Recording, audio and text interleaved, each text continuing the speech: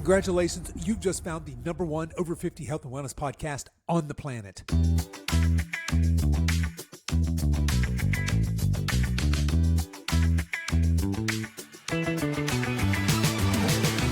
Hello and welcome to the Over 50 Health and Wellness Show. I'm your host, Kevin English. I'm a healthy aging expert and the founder of The Silver Edge, and I am on a mission to help men and women just like you build lean, strong, healthy, capable bodies they love for the rest of their lives. Today's guest is about to flip everything you thought you knew about aging completely on its head.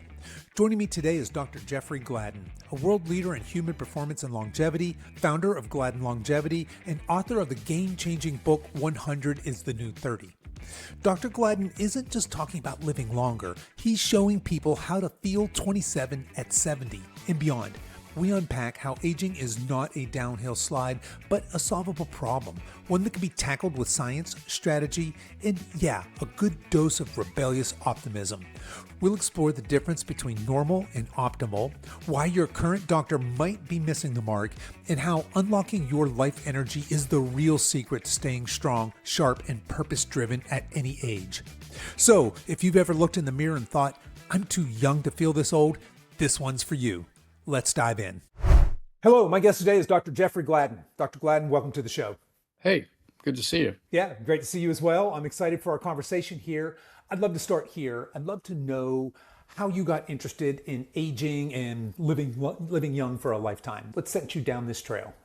Yeah, it's a great question. You know, I remember when I was young, my grandmother, my mother's mother, I was very close to my mother's parents. I remember her telling me when she got into her 70s and then 80s, and then she eventually passed at about 96. My grandfather died at 97.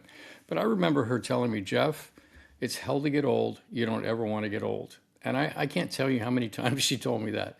And then my mother picked up that mantra. So I kind of grew up with this idea that, you know, getting old was not really something you want to do.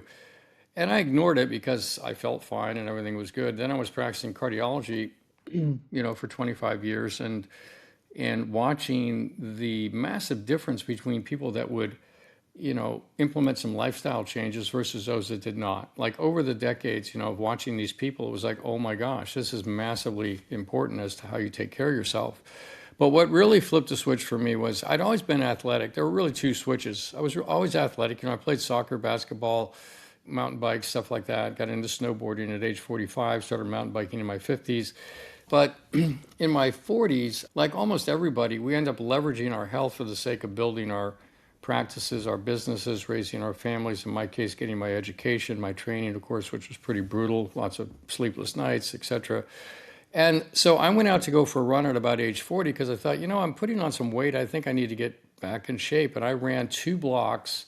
Yeah. And I had to stop, right? I had to stop after 2 blocks. And so I'm like, okay, this is a real wake-up call. So what I did was I started integrating activity into everything I could. I'd take the stairs at work. I started riding my bicycle to the hospital. I would ride my bike on the weekends and went for runs on the weekends and, as I could fit it in, right? And after about 3 months, I was running 3 miles and, feeling pretty good. A lot of things were going good. That worked for about a decade.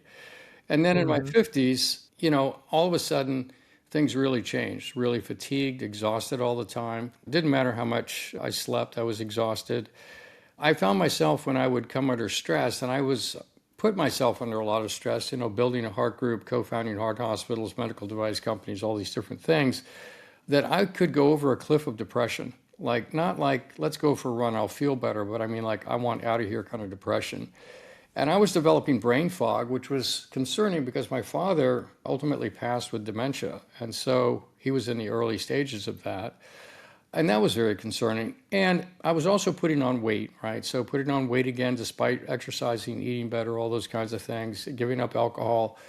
And I was not as strong as I used to be. And I was having this feeling I'm not going to be able to keep up with my kids, right? And before it had been the other way around. So I went in and got tested by one of my colleagues explaining all this, and they ran their quote unquote lab work. And the results I got were this, everything checks out for your age. You're just getting older. Yeah. Why don't you take an antidepressant? One of the most existential moments of my life, quite honestly. It's like, oh my gosh, it's all downhill from here. I don't think that's where I want to go. And my grandmother rather, is echoing in my ear at this point, right? And so I'm like, no. And I'd seen, Jeffery Life and on the airline magazines back in that point in time with Cenogenics and things like that. And so I thought, well, maybe there's another path. So I threw myself into the functional integrative age management medicine space and just started attending conferences, reading everything I could. And it took me 2.5 years, but I eventually figured out everything that was wrong with me, right? So I had subclinical hypothyroidism. All the blood work was normal. I also figured out genetically I don't convert inactive thyroid to active thyroid in my brain. I'm homozygous for a SNP that decreases my ability to do that. Then I don't make neurotransmitters very efficiently genetically, right? So getting on the right supplements to actually modulate my methylation cycle, taking SAMI was a godsend for me in terms of knocking out depression. Then I was getting hormonally depleted, andropause for men, menopause for women. My testosterone levels were going down, so testosterone replacement, DHEA, which is very important to do safely. We could talk about that. But at the end of the day, man, I felt great again. I lost 20 pounds of fat, put on 10 pounds of muscle. My VO2 was, in the high 40s, and I was back doing anything I wanted to do. And I thought, well, this is amazing. This is great. And I started to ask myself, gosh, I wonder how good I can be. And then I also realized, you know what? You've been practicing sick care for 25 years. I can't do this anymore. I'm going to leave. So, I base jumped out of cardiology and started in 2012, what's become Gladden Longevity. So that's kind of how I got into it. Personal trauma, so to speak, like Yeah. many people that make transitions. Yeah. Yeah, I think that's probably a fairly common story, right? My arc follows yours to some degree. I found myself in my mid 40s as unhealthy as I've ever been. I was overweight, just really stressed, drinking daily to kind of help deal with that. From the outside looking in, it was pretty good. I was high flying. I was a tech sales guy. I was number one in the company for a couple of years there and just absolutely crushing it in that regards.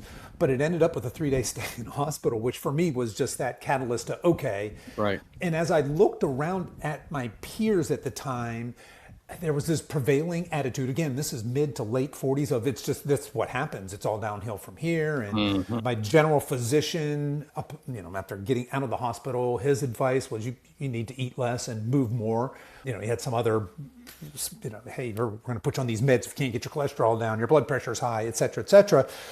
And it sent me on this mission to first be not sick. I wanted to be not sick, but I had no idea there were levels. And I think that's what you're describing. You're like, okay, I moved from this in my 40s where I kind of, self-care took a back seat because I was building businesses. I'm an entrepreneur. I've got a family and all of those things. And then maybe as you moved on from there and started to feel better, now we're looking at this, okay, the doctor says my tests are normal. We'll come back and talk about the difference between normal and optimal, and certainly between sick care and healthcare. But it sounds like you went on this journey of optimizing your health. Now, I'm sure as people were listening to you kind of rattle off these things, hey, I'm not converting this to this, and I'm not doing, turns out I'm not a great methylator, et cetera, et cetera. When you go in for your annual physician, your doctor's not checking those things. Is that fair? Oh, absolutely not. No. Absolutely not. So how does one then move from, okay, something's wrong, the doctor's saying, my blood sugar's a little high, my blood pressure's a little high, maybe I'm, borderline pre-diabetic, but I'm before they put me on meds and things, but something's not right. I'm not fine. Yeah. How does one go from that scenario to, okay, I need to jump into, I think you described it as functional and integrative medicine route. How do we make that transition to just normal mortals, those of us that aren't, Sure. cardiologists and doctors? Sure.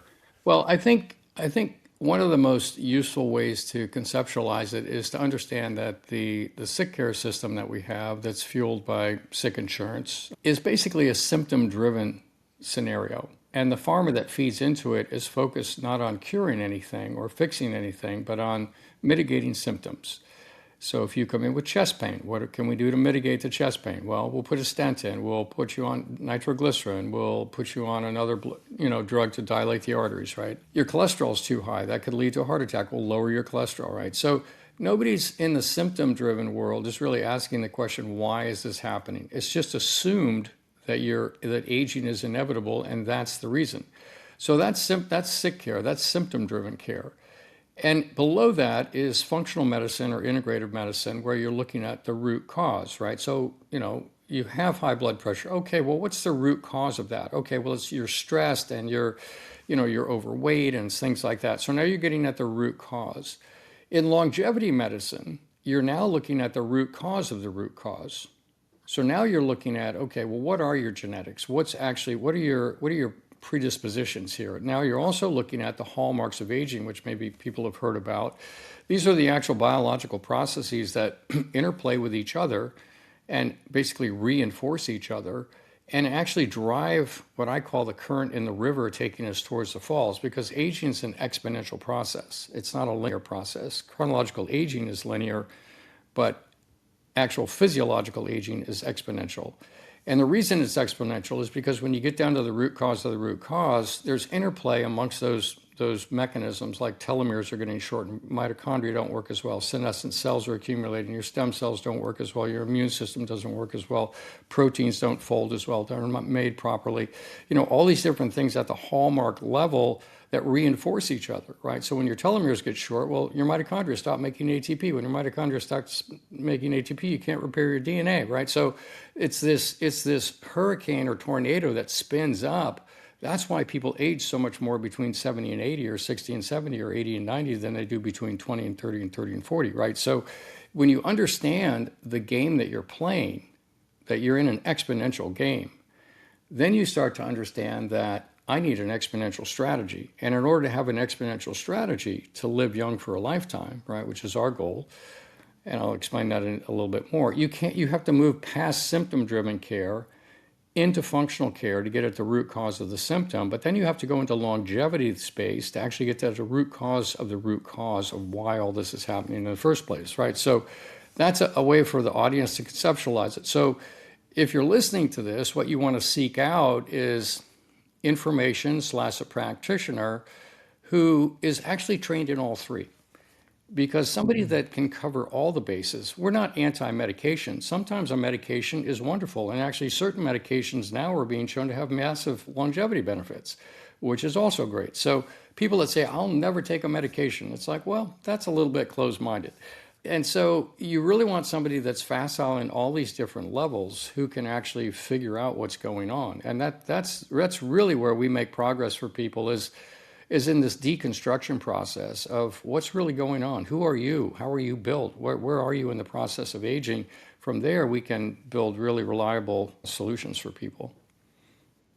Okay, I love all of that. Now, let's put that into practical terms. So basically, if I go to the doctor, I'm feeling old, feeling the effects of aging. My peer group around me is just telling me, hey, it's just normal. But they listen to this show, maybe they've checked you out, maybe they've even got your book, and they're interested in moving forward. Are we the types of testing? Where do we start? Are we talking about like genetic and epigenetic testing? I know that's now a thing that's becoming more and more readily available. Of course, the price is coming down. Where does one start when we're looking to really get kind of this information? Because like you said, I want this exponential strategy. I want to get to this root cause of root cause, this longevity medicine. Right. What tests or where do I go to get that roadmap? Yes, so you can come to us and we can simply do everything that we think is appropriate for somebody. And it's very comprehensive and it runs up a pretty good price tag because it's not covered by insurance and the tests are not cheap, right? So, and then you need somebody that's wise enough to actually integrate that information into an actionable plan, right? So, you're working, think of it like you're buying a car, right? If you're going to buy a car, it's a sophisticated piece of equipment. Well, your body's like 1,000 million times more sophisticated, and you're asking somebody to deconstruct it and reconstruct it. So it's not, to work with us is like buying a car, right? But it's not like buying a Ferrari. It's like buying an SUV or something, right? So you have to understand that you're going to have to put time, attention, and resources into this to actually access it. And the other thing you need to understand is that most of this can be paid for pre-tax, particularly if you own your own company. You can run this through as an executive benefit, or you can use an HSA account, or you can have a family limited partnership where you're a dissociated owner or whatever it is, disinterested owner, and you can kind of do things in a way where this can all be paid for pre-tax. So if you live in California, we just signed a guy up from California yesterday, it's like it's cut it in more than half, right? Cut 50% out of it, right? So anyway, that helps. And we like for people to be helped. So I want people to understand, yes, you have to step into this with some financial resources to really get it done right, but there is some help there. So the way that we start, because not everybody just comes in and says carte blanche, make me young again, right? The person that says that is like, okay, well, let's just go from top to bottom and we'll do it. But most people come in, and I think the way that's reasonable for most people is to come in with, what are your pain points? What's bothering you right now? And that's where the symptom-driven entry point sort of makes sense. So what's bothering you right now? And from there, you can also have a conversation about, what are my aspirations? Well, I'm not able to ski with my kids again. I want to be able to ski with my kids again. Fine. I used to race Porsches, and I would love to race Porsches for another 10 or 15 years. Okay, great. So if we know your pain points and we know your aspirations, then we can build a program that's a bit more tailored, if you will, to get you going on the things that are most important to you. And we can always fill in the gaps on other things as we go along through the year or years or whatever it turns into. And that makes it more affordable. And also people feel good because they're actually addressing the stuff that's really bugging them.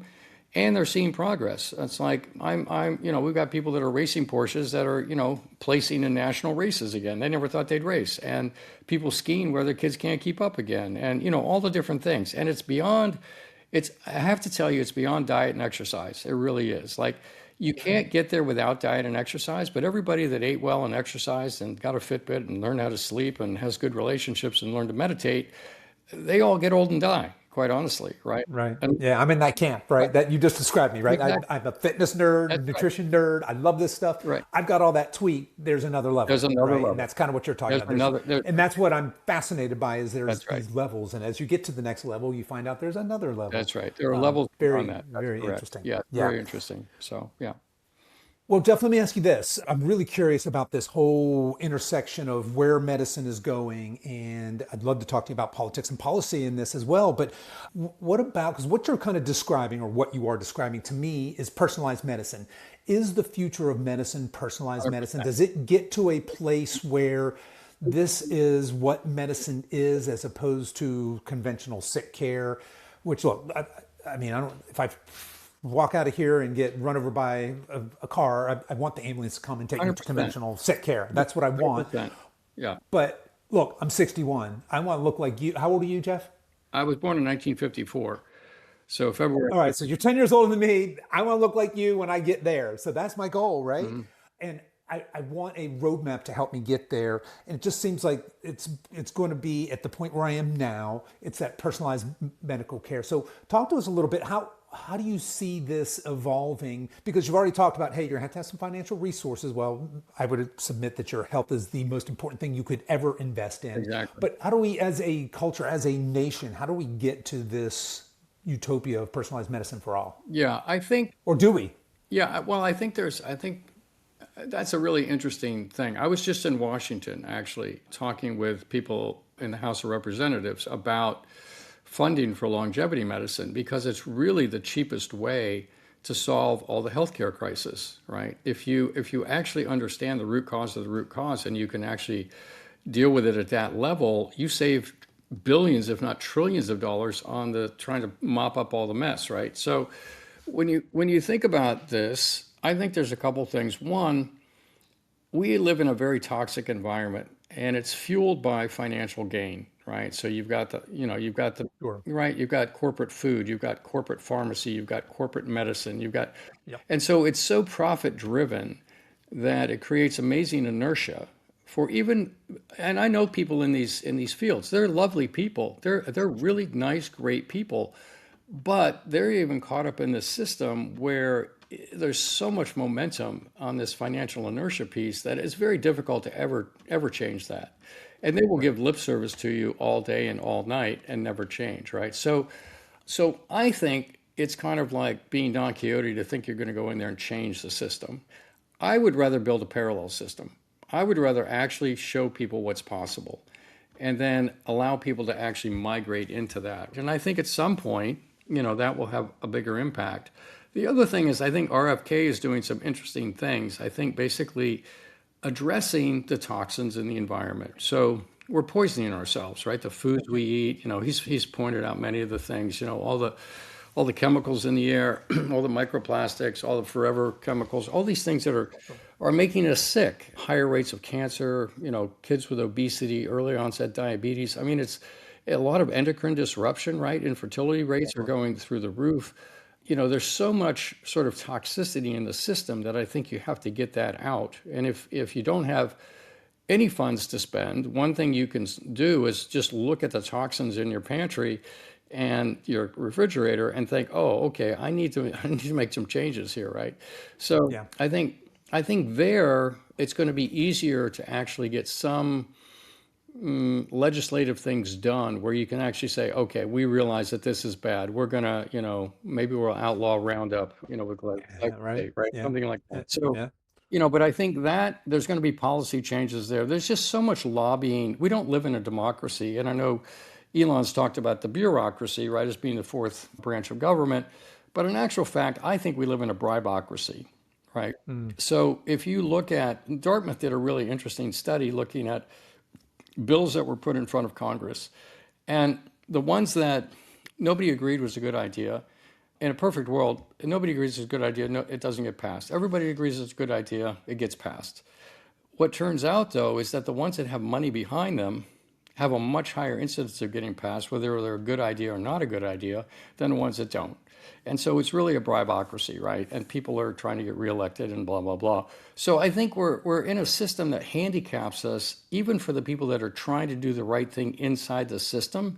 It's very, very handicapped system. And so I'm really a fan of, hey, let's just go do this. The technology is here, the information's here. Oh my gosh, I think we're going to crack the code on aging completely in the next 3 to 5 years.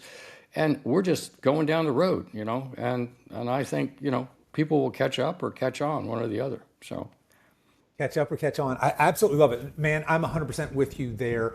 I feel like, look, my our age demographic, right? 60, 70 are aging humans are cash cows.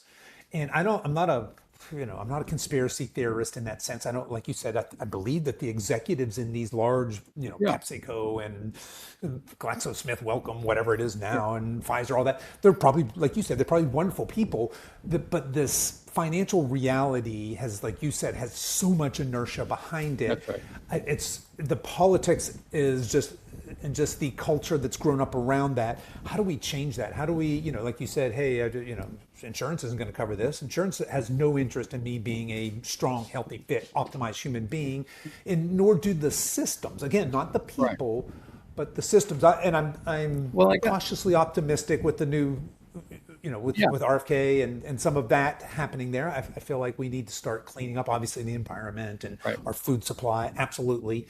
But it seems like it's an uphill battle. It just does. I got some interesting insight on the insurance industry as to why they're not really excited about this, right? Because you and I sitting here would say, well, the rationale is if you take care of people, you're going to save money in the long run, right? Right. That would seem to be, right? It would be in their best interest in that sense. They're not paying out for medical bills. Here's the reality. People change insurance companies every 2.5 years. Why would I invest in you when you're going to be gone in 2.5 years? I'm going to reap the benefit. You see, so we have a system that's handicapped in so many ways. We're handicapping ourselves, and so that's got to be addressed. I think it's going to take, and I think I'm an entrepreneur at heart, right? And so it's like, let's do something that works for everybody here. Right. But we're so caught up that I don't know. It's just I'd rather go do what we're doing, and we're having fun doing it, and we're getting great results for people, and I love doing that, and that's where we're going to go. So. Yeah, out there leading the charge. Love it. Well, let me ask you this. What's the role of AI in medicine? I'm imagining it has to be huge when we talk about, sequencing a genome or looking at, for a common guy like me, do you see a future where somebody like me can go get cheap genetic epigenetic testing and then have AI? Because really, like you said, I can run a full battery of tests on you and give you the results. To me, that's going to be useless.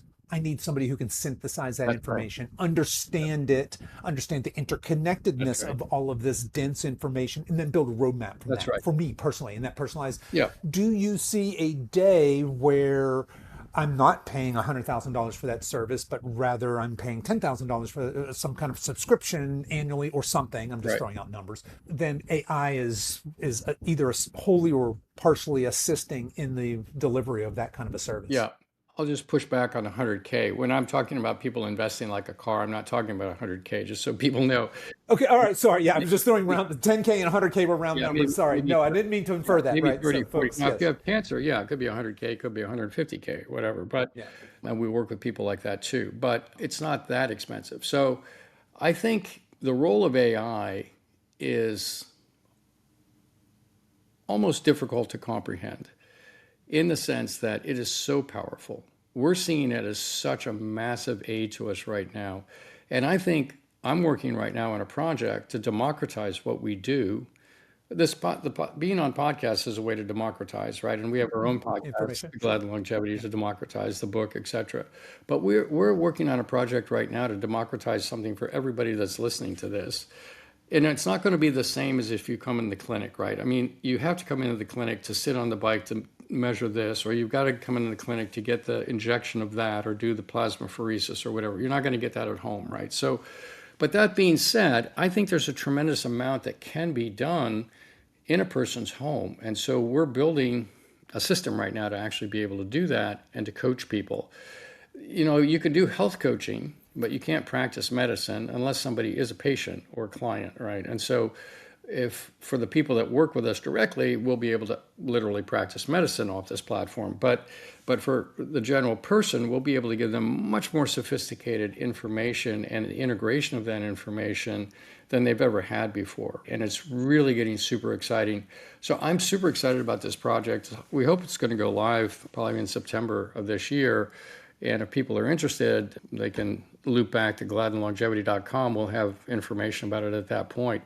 But super excited about that. So that's one side. On the AI front of using it to democratize information and give people integrated approaches to, you know, what we've spent years studying to actually be able to give integrated approaches. It'll do it as well. So the other thing I'm super excited about with AI, and I don't know if you've been following the quantum chip space. I don't know, the Maharaj chip and the Google Willow chip and, you know, NVIDIA's new hybrid computer, right?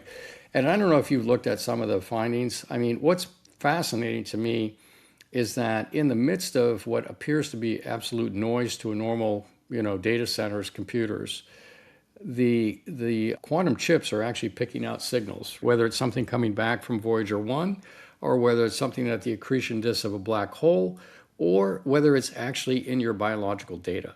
And so I think with that power behind us, and we're looking to leverage that into this platform I'm building, I really believe that we're going to be able to crack the code on aging. It's really not that hard. We're actually very close right now. And I think that when you start to leverage in the optimization capabilities of quantum computing, which is what it really excels at, I think we're really not far away. Now we have to keep it from killing us all, but if we Right. Yeah. but if we point it in the right direction, and we have thoughts about that as well, so that it's really focused on optimizing humanity and not some other goal. Right. Its own self-preservation as it becomes self-aware. Right. Exactly. Yeah. And Yeah. it will have a mind of its own. So then you're going to have to negotiate with it, right? Just it's another being, right? So anyway, the point is, if it doesn't kill us, then I think it could really, really, really accelerate progress massively. So yeah. That's fascinating. So you mentioned crack the code on aging now a couple times. What are you saying? What do you mean? I mean, obviously the book is 100 is the new 30. So certainly people living to 100, is that cracking the code on aging, or do you mean something more expansive and bigger than that? Yeah. So that's a great question too. So I think longevity is kind of an abstract term. Because what does it mean? It means we're going to live to 100, 120, 380, 720. What's the quality of life involved there, right? There's a lot of factors in that. Right. What's the quality of life, et cetera, or even being immortal, right? People that are immortalists out there. So for me, what it comes down to is this.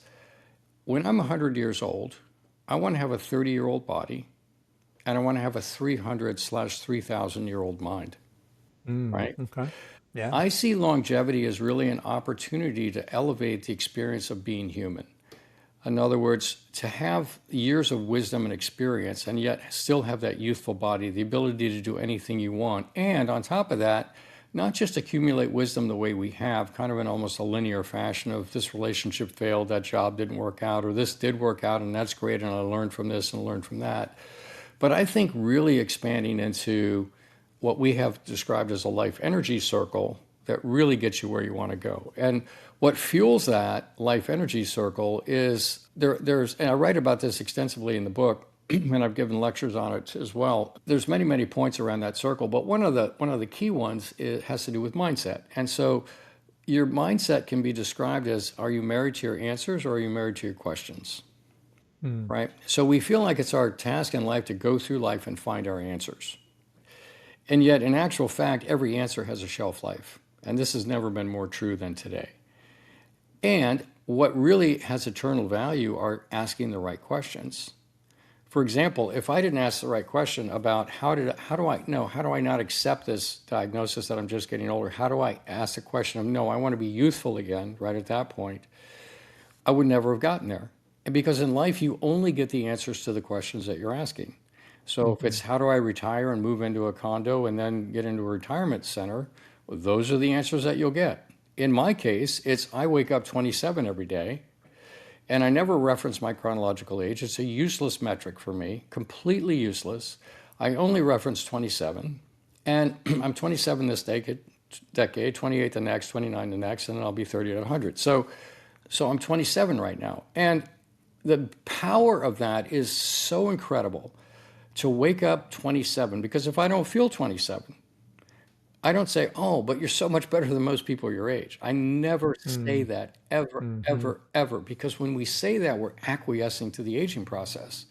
We've already normalized the aging process. And I'm saying, no, I'm 27. What do I need to do to get back to 27? And so when you're asking those kinds of questions, like in our practice, we have 4 questions. One is how good, really 5, actually, how good can we be, right? How fit, how strong, how mentally sharp? That's the question I started to ask when I felt great again. It's like, geez, I wonder how good I can be. And then how do we make 100 the new 30? How do we live well beyond 120 and crack what's called the Hayflick limit, where cells tend to die out at 120? I won't go into the biology. Then how do we live young for a lifetime, which is basically being youthful for a lifetime, not just being 80 at 80, but being, 28 at 80, right? And then the last one is how do we develop a 300/3,000-year-old mind? And so those are the 5 questions that drive us. So we have literally thousands of answers in this practice, and we do all kinds of amazing things. And we've learned how to sequence these solutions in ways that get people remarkable results. We are not married to a single answer. We are only married to those questions.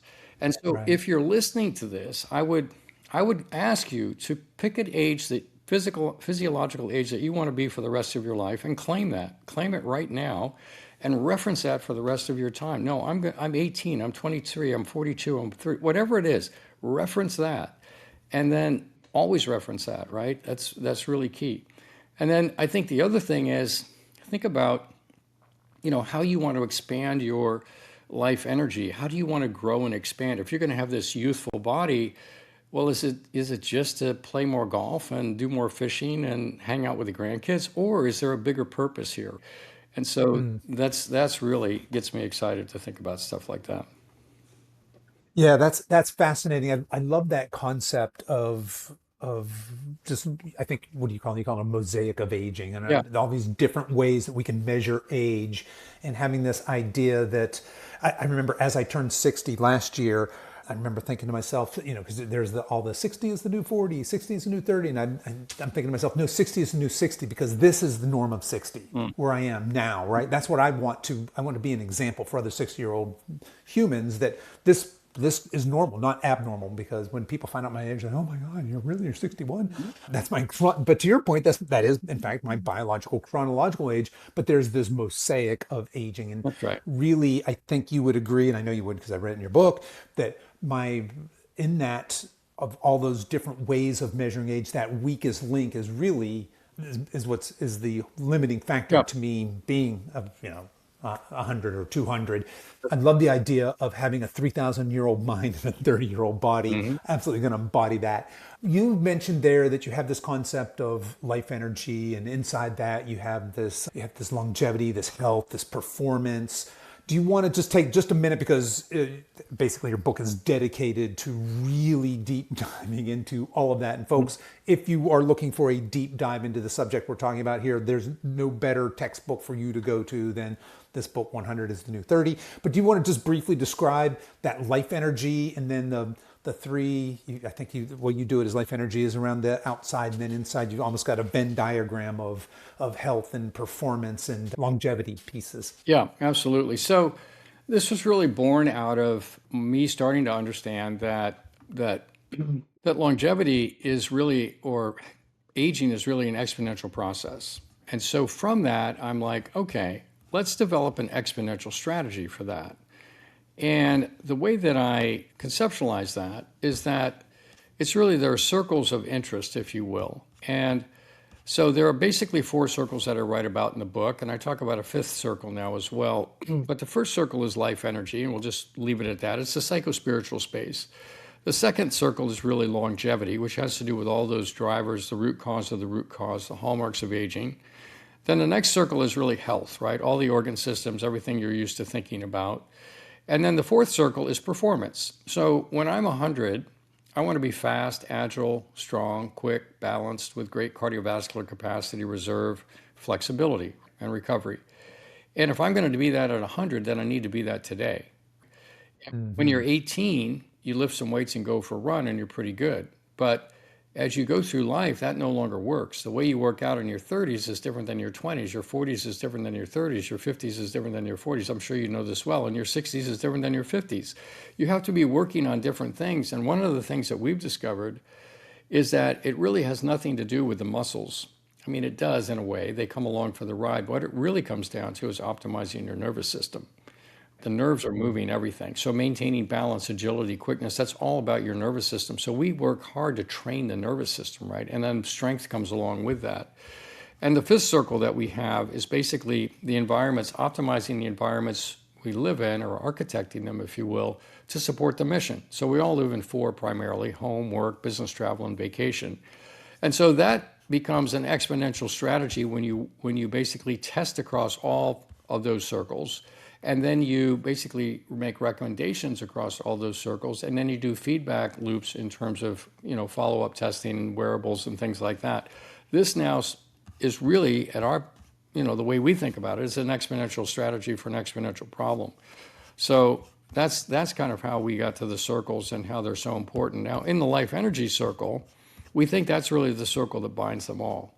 And it's the most important, because you all know people that self-sabotage, or that, no matter how much they want to do something, they never get it done, right? So really it's your mindset that drives a lot. So the growth mindset we talked about, are you married to your answers to your questions?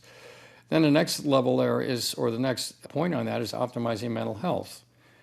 Everybody has suffered trauma. I have yet to meet a person that's not suffered trauma. And what happens for each of us is we end up living in reaction to that trauma.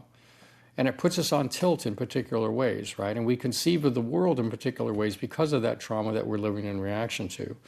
And so the goal is actually to become unencumbered, to become liberated from the trauma, to heal it, solve it, and then transcend it to where you're grateful for everything that happened, because it's given you more empathy, more love, more wisdom to bring forward to the world. And you become unencumbered from the trauma. You get to bring all your gifts forward, not encumbered by living in reaction to those things. And then unconditional love for yourself. I never felt unconditional love until my son was born, and I was holding him the first night he was born. It's like, oh my gosh, I've never felt love like this, ever, for anybody. And I said to myself, why don't I give that to little Jeff as well, right? So I took out mom and dad, and I put that unconditional love in that psychic space, and then big Jeff loves little Jeff, and all of a sudden it's like, oh, I have unconditional love, and I stop being hard on myself. It's like, no, you're lovable. You're completely lovable. And then optimizing relational health. What's a great relationship? For me, it's to know and be known, and to love and be loved. To know and be known, and to love and be loved.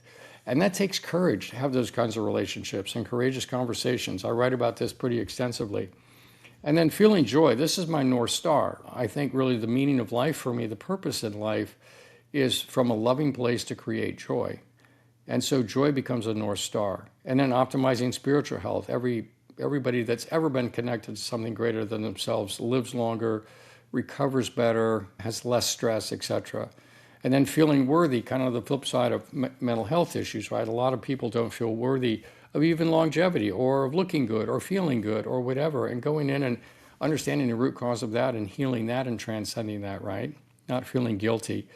Then optimizing wisdom, making great decisions, feeling safe. This is so massive, right? I think all anxiety, worry, if you're listening to this, if you're feeling anxiety, worry, fear, apprehension, even a sense of greed, ego development, like I lead with my ego, I think all of that's a function underneath it of not feeling safe. And when you realize that nothing external to you can ever make you feel safe, no money, no amount of money, right? No family, no education, no job, no even amount of health can ultimately make you feel safe, then how do you give yourself safety? Unconditional love is an inside job, and feeling safe is an inside job. And that's a psycho-spiritual area to work on as well. And then finally, when you address all those things, you get this sense of this, what I call this feeling energetic resonance with the universe, this greater sense of purpose. And you can frame that up in whatever religious context you choose or outside of a religious context. But when you start to resonate with that and you know why you're here on the planet and you know what you're here to do, and now I'm going to have another 50, 100 years to grow into that and from a loving place create joy for as many people as possible. It's like, oh my gosh, yeah, I want to live a really long time, right? And so that's kind of how that works. So we feel like that's a circle that binds them all together. That is very beautifully spoken. That was absolutely, as I was kind of preparing for this interview, that's what really struck me. I was prepared for lots of big words and biohacking, or I think you would call it age hacking, all these little tricks and the methylation, and I'm not converting this over to this, and I'm going to correct that, and individualized medicine. I was not expecting you to speak so powerfully and so beautifully, other than, longevity people will tell you, no, loneliness is an epidemic. You need to connect and be connected. And that's, that's not, I'm not talking bad about anybody who says that. I think that's a wonderful thing, but you've obviously given this a lot of thought, and you've put it into this context of, you want to live to be 100 in a 30-year-old body, you better get your mindset and your mind and your spirit really in alignment with the universe. I love that. I love all of that. I'm personally on a spiritual quest to discover my purpose and to experience joy. And not just that, but in this stage of my life, I want to share it as well. That's right.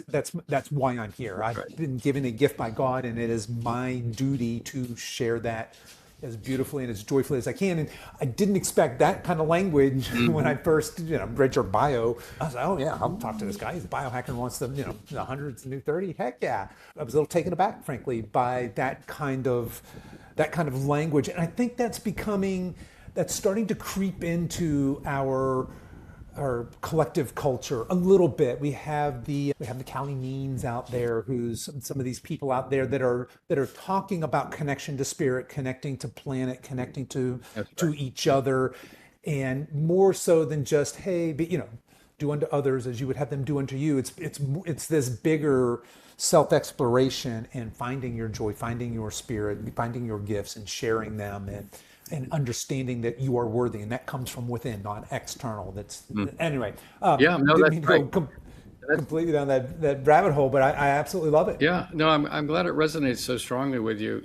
When we do optimize that circle, it lowers stress in the system, and we have ways to measure stress in people's systems here. Sure. And so getting them to be able to lower that stress really slows down the aging process dramatically for people. So it's really one of the biggest levers that you can pull is optimizing this life energy, if you will.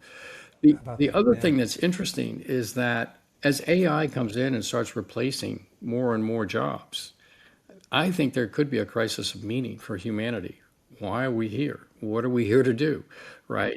Right? Because a lot of meaning comes from occupational endeavors, right? And so what if that's taken away? Well, okay, if you're going to think ahead, what is my meaning? What is my purpose? What I just described for myself from a loving place to create joy transcends any Right. development of any sort.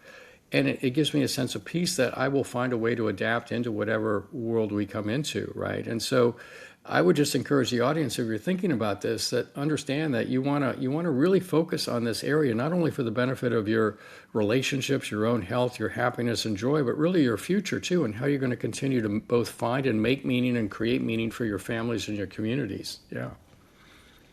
All right, I love it. Let's wrap this up here a little bit.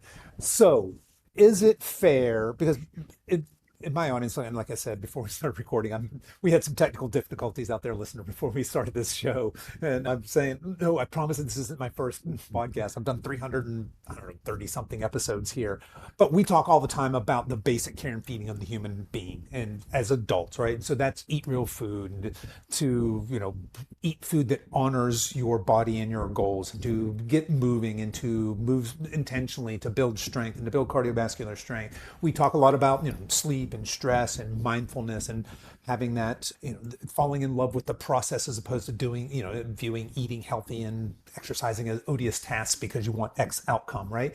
So I believe that that's probably the table stakes for living to be 100. That's right. I don't think we're at a place now where technology, we can just That's right. binge Netflix and eat Cheetos and have That's right. amazing bodies to be 100.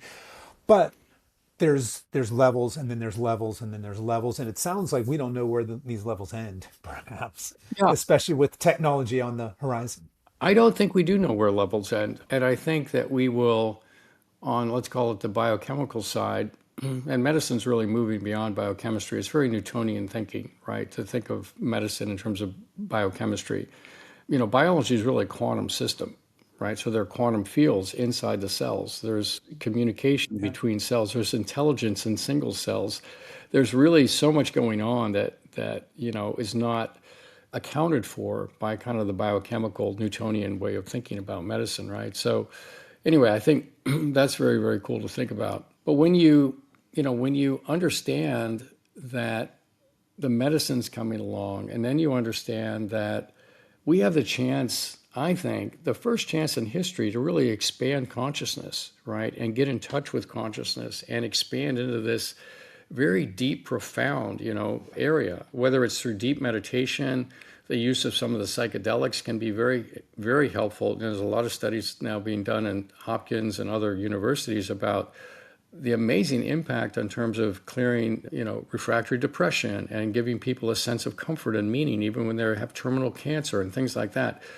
There are many, many different avenues for us to find deep and profound meaning. And I think as humans, we're going to be stepping into many things that we're unfamiliar with. So to your point, there are many, many levels of this that you can go into. It's very, very cool. Yeah.